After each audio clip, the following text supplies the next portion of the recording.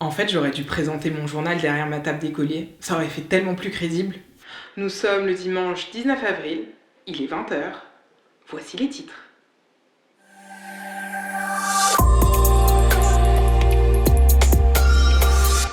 Lundi, la semaine s'est ouverte sur les fameuses annonces de 20h02, c'est-à-dire les annonces qui ont été faites par Emmanuel Macron lors de son allocution télévisée dans le cadre de l'épidémie du coronavirus. Emmanuel Macron a annoncé la poursuite du confinement jusqu'au 11 mai 2020. Le déconfinement, comme on dit, n'est pas du tout acquis puisqu'il l'a quand même pas mal conditionné. Il a dit: on pourra progressivement passer à l'autre étape, à savoir un confinement moins strict, si plusieurs conditions sont réunies. Si nous continuons d'être civiques et de respecter les règles, et si la propagation du virus a effectivement continué à baisser. Conclusion de tout ça, on n'y est pas encore du tout.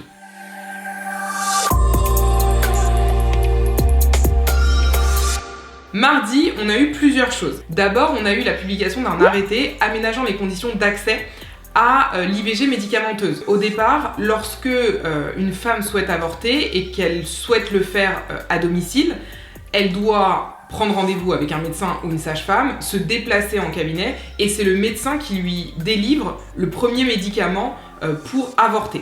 Simplement, là, avec le confinement, c'est compliqué, et comme on ne veut pas entraver l'exercice de l'avortement, cet arrêté prévoit qu'il est possible pour le médecin de prescrire le médicament de cette femme à distance, qu'elle aille le chercher en pharmacie et qu'elle le prenne toute seule chez elle finalement. Alors que ça, en temps normal, ce n'est pas possible. Et par ailleurs, l'arrêté allonge aussi le délai pendant lequel il est possible de faire une IVG médicamenteuse chez soi. La deuxième actualité de mardi concerne cette fois-ci Amazon.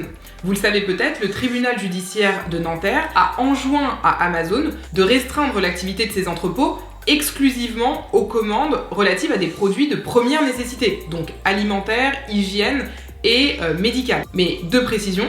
Première chose, c'est que c'est temporaire. Le but, c'est d'évaluer les risques encourus par les salariés dans les entrepôts d'Amazon et de permettre aussi la mise en place d'un certain nombre de mesures visant justement à éviter la contamination des salariés. Et deuxième précision, ça ne veut pas dire qu'il n'est plus du tout possible de commander sur Amazon, puisque Amazon a communiqué à ses clients en disant que de toute façon, elle a des distributeurs partenaires et des entrepôts partenaires qui ne sont pas les siens et qui, eux, permettent de continuer à assurer des livraisons, des commandes de produits qui ne seraient pas des produits alimentaires, d'hygiène ou médicaux.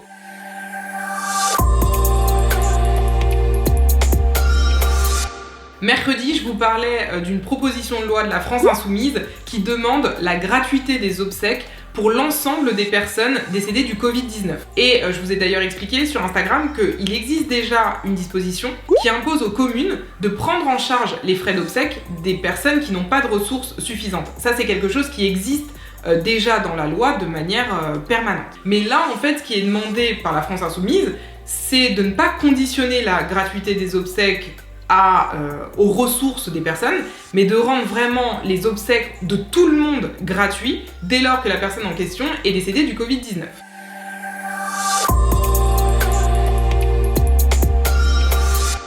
Jeudi, on a parlé de deux choses. La première, c'est un arrêté qui a été pris par le préfet du Morbihan et qui interdit la vente à emporter de certains alcools jusqu'au 11 mai. Ce qui veut dire que, si cet arrêté n'est pas suspendu d'ici là, dans le Morbihan, jusqu'au 11 mai, il ne sera pas possible, en allant faire des courses, d'acheter de la vodka, du whisky ou n'importe quel autre alcool de catégorie 4 ou 5. Deuxième actualité de jeudi, c'est l'extension du dispositif d'aide aux entreprises. Vous savez qu'il y a une aide de 1 500 € maximum qui va être accordée aux entreprises qui rencontrent des difficultés. Ce dispositif a été mis en place en mars et en fait là, il a été étendu à d'autres situations.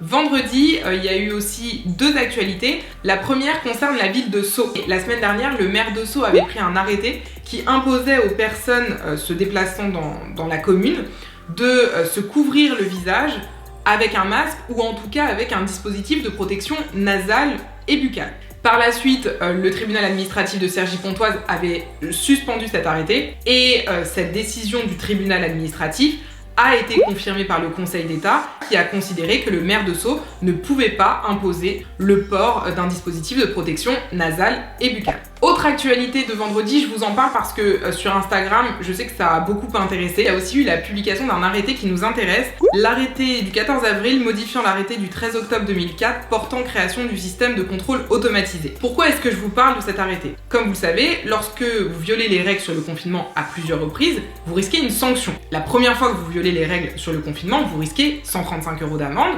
En cas de réitération dans les 15 jours, vous risquez là encore une amende supérieure. Et puis, si vous violez les règles sur le confinement plus de 3 fois en 30 jours, vous risquez une amende et une peine d'emprisonnement. La question, c'est de savoir, lorsque les policiers vous contrôlent, comment est-ce qu'ils savent que vous êtes déjà fait contrôler et contraventionner plusieurs fois? Eh bien, ils consultent un fichier. Jusqu'ici, on pourrait me dire, oui, tu nous apprends rien. Sauf que ce fichier a été créé en 2004 pour contenir les infractions routières. Et uniquement les infractions routières. Or, quand vous violez les règles sur le confinement, vous ne rentrez pas dans le cadre des infractions routières. Et c'est la raison pour laquelle, à partir de là, il y a des avocats qui ont soutenu la nullité de la verbalisation de leurs clients, puisque la verbalisation avait été rendue possible sur la base d'un fichier qui n'aurait jamais dû contenir ces informations. Conséquence de tout cela, le gouvernement se rend compte qu'il risque d'y avoir des nullités en cascade.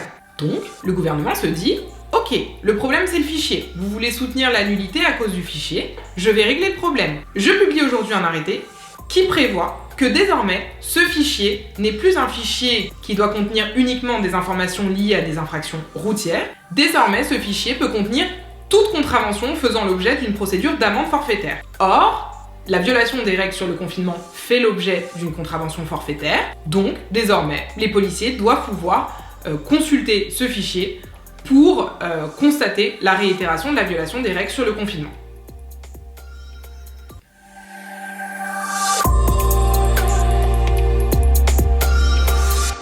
Samedi, c'est Joachim Son-Forget qui faisait parler de lui puisque pendant quelques minutes, le compte Twitter du député a emprunté l'identité d'Emmanuel Macron, c'est-à-dire qu'il a changé la photo de profil, sa bannière, son nom, son prénom, sa biographie. Il a publié quelques tweets avant de remettre son compte à la normale. Ce qui nous laisse l'occasion évidemment de rappeler que l'usurpation d'identité est sanctionnée en France.